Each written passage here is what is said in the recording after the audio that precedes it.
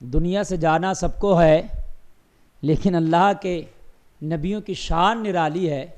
مجھے یاد آ رہا ہے حضرت سیدنا موسیٰ علیہ السلام کے وصال کا وہ واقعہ کہ حضرت موسیٰ علیہ السلام جب دنیا سے تشریف لے جانے کا وقت ہوا اور جب حضرت موسیٰ علیہ السلام کو وصال کرنا تھا اور دنیا سے جانا تھا، وہ واقعہ مجھے یاد آ رہا ہے، اور یہ حدیث صحیح ہے، بخاری شریف کی حدیث نمبر ہے 1339، 1339 بخاری شریف کی حدیث ہے۔ حدیث نمبر میں نے بتایا، کوٹ کر لیں 1339 1339، کیونکہ کچھ واقعہ ایسا ہے نا، کچھ لوگ اس کو سمجھیں گے کہ حلق سے نہیں اترتا، لیکن اللہ نے اپنے نبیوں کی شان نرالی رکھی ہے۔ بھائی اللہ کے نبیوں کی شان نرالی ہے۔ حضرت موسیٰ کے وصال کا واقعہ سنے نا ایمان تازہ ہو جائے گا۔ اللہ نے اپنے نبیوں کی کیا شان بلند کر رکھی ہے، اللہ اکبر۔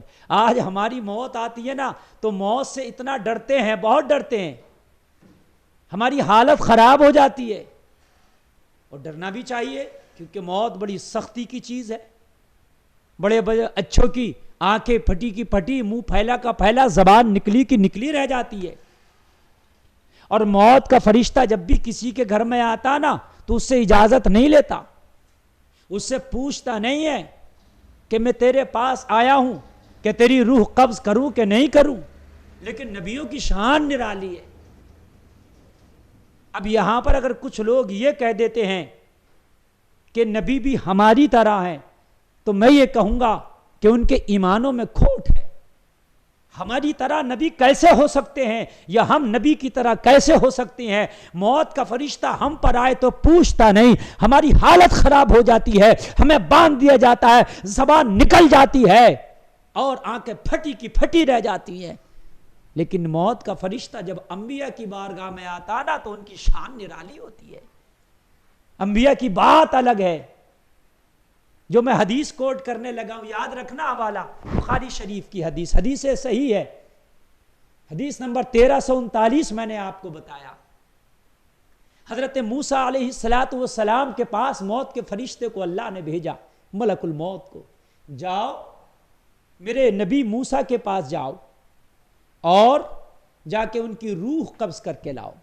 حضرت موسیٰ کے وصال کا وقت قریب ہے، اور حضرت موسیٰ علیہ السلام کے پاس فرشتے کو بھیجا۔ موت کا فرشتہ انسانی شکل میں حضرت موسیٰ کی بارگاہ میں حاضر ہوا۔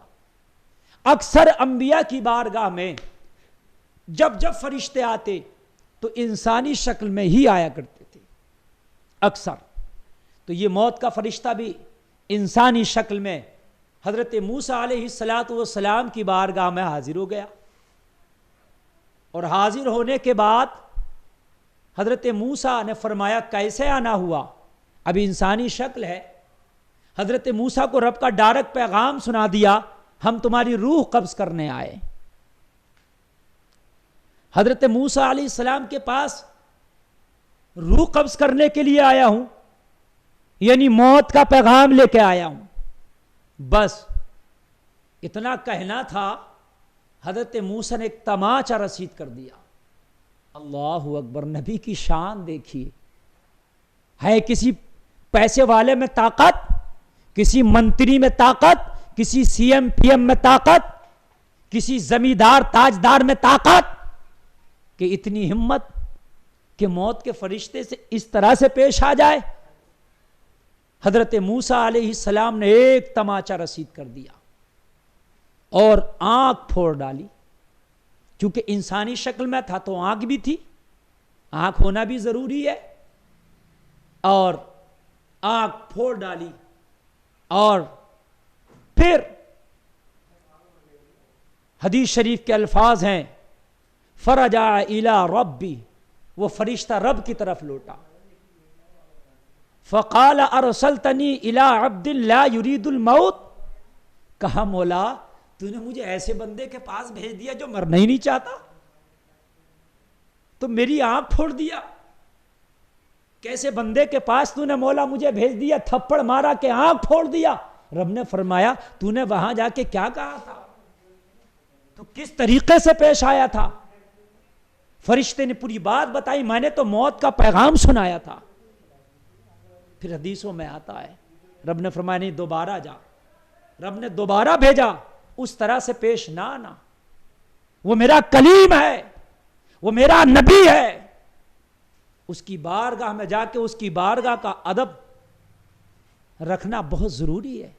ادب سے پیش آنا اور کہنا اے اللہ کے نبی میں اللہ کا پیغام سنانے آیا ہوں, رب کی ملاقات کے لیے لینے آیا ہوں, لیکن اگر آپ چاہیں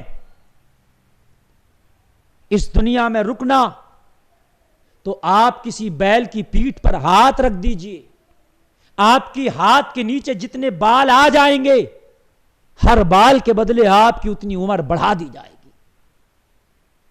حضرت موسیٰ علی نبینا علیہ الصلاۃ والسلام کی بارگاہ میں فرشتہ پھر حاضر ہوا, اور پھر مؤدبانہ لہجے میں, پھر نہ وہ نبیوں والا معاملہ, نبیوں کی بارگاہ ہے نا, نبی کی بارگاہ ہے, تو اس طریقے سے پھر رب کا پیغام سنایا, اے اللہ کے نبی, اے موسیٰ میں رب کا پیغام لے کر آیا ہوں. کیا پیغام ہے؟ فرشتے نے پورا پیغام سنایا, میں رب کی ملاقات کے لیے آپ کو لینے آیا ہوں, اور رب کا فرمان ہے اگر آپ چاہو تو کسی بیل کی پیٹھ پر ہاتھ رکھ دو, جتنے بال آپ کی ہاتھ کے نیچے آ جائیں گے ہر بال کے بدلے اتنی عمر آپ کی بڑھا دی جائے گی.